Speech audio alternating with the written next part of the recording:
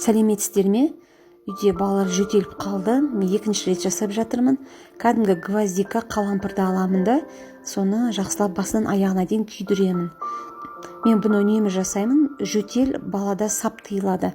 Ересектер үшін 4 штук жетеді, ал кішкентай балаларға 2 жетеді.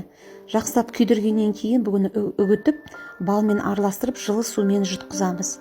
Ешқандай иісі де дәмі де жоқ.